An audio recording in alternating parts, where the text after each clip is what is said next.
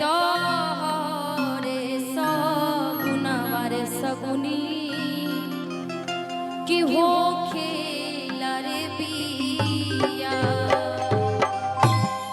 कि अरे तोहरे सगुनवारे सगुनी कि हो खेला रे बिया।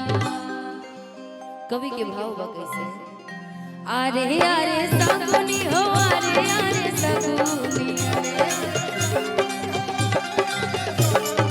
अरे अरे सगुनी हो अरे अरे सगुनी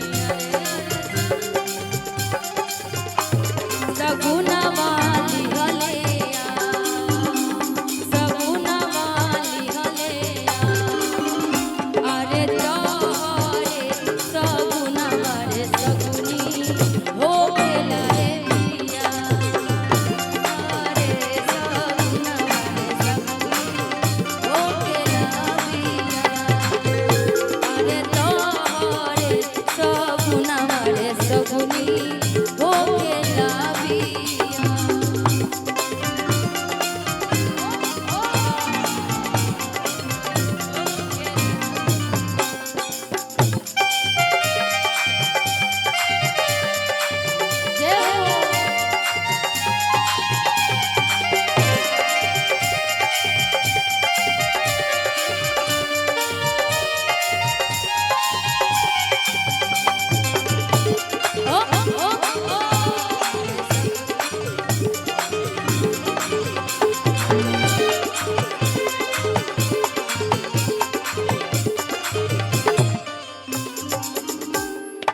अरे अरे मलिया हो अरे अरे मलिया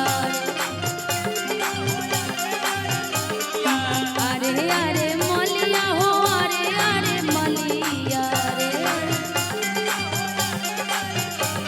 मौरिया लिहलेया मौरिया लिहलेया अरे तोहरे मौरिया रे मलिया हो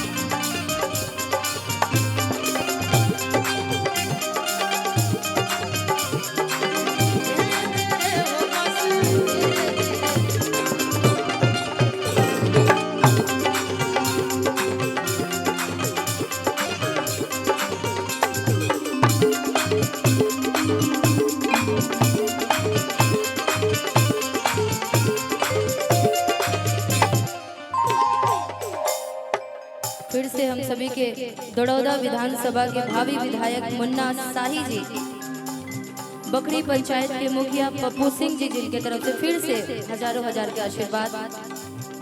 भगवान करस कि माँ लक्ष्मी का असीम कृपा आप सब पे ऐसे बनल रहो और कभी भी आपके घर में माँ लक्ष्मी की कमी ना हो को ये चाहत के साथ साथ अरे अरे पैसरिया हो अरे अरे पैसरिया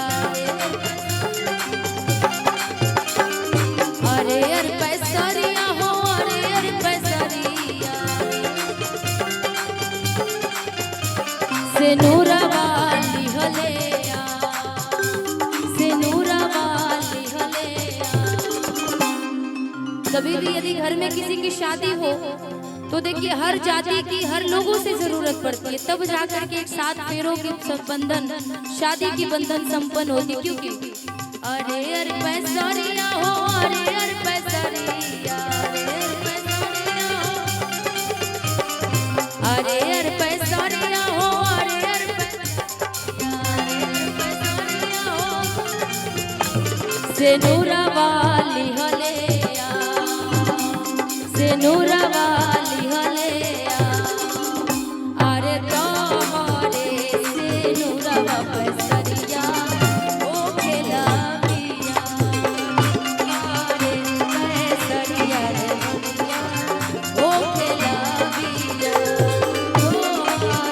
से नूरा पैसरिया ओ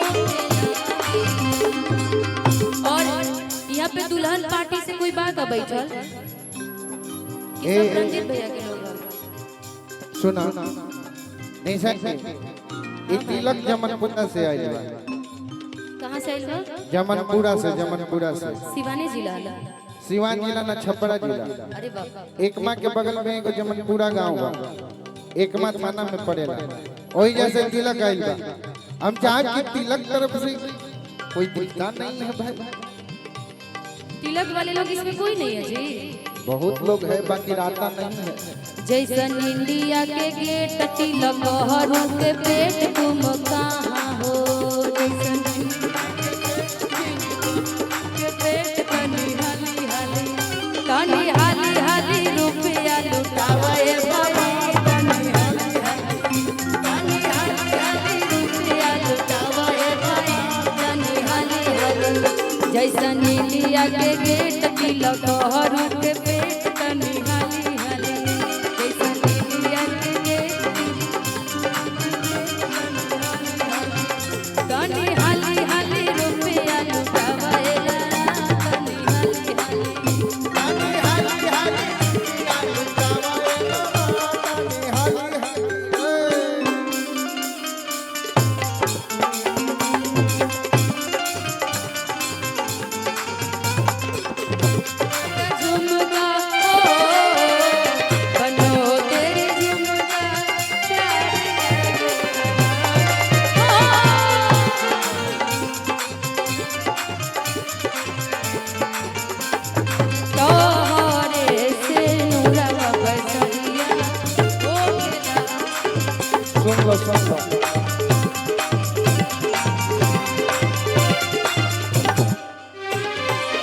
नहीं हो हकीकत बात सुना हकीकत बा बाकी हम जब पेशा में आइल बानी पेशा में ना तो या कोई पैसा में नहीं किया है तो तू तिलक करू कही भाई। ऐसे या कोई कलाकार पैसा में नहीं किया सब हमने से ऐसे रंजीत भैया बोलेले बड़े तो रंजीत भी हमर बड़ भाई हम ना तो इहो तिलक करू भइले ना भाई ये कह चाहते रहन लोग कहीं के ये इनको सुना दिया तो सब जना के नाम बोले हम गाड़ी सुने खातिर तैयार हो।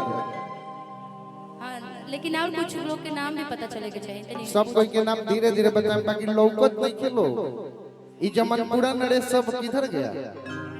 तिलक में सबसे ज्यादा तिलक और बाराती में सबसे ज्यादा जरूरी होखला खाना।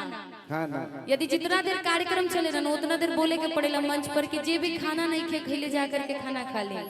तो वो हमरा लगता है कि जितना तिलकरू लोग छपरा से आइल बलो ई बात अलग बा कि हम और तू छपरे से बनी से। हां तो ठीक है ना बा ना लेकिन हम ना मना वैसे कि हमर गांव बहुत दूर बा। लेकिन फिर भी जितना लोग बानी आप सबके स्वागत अभिनंदन बा सिवान के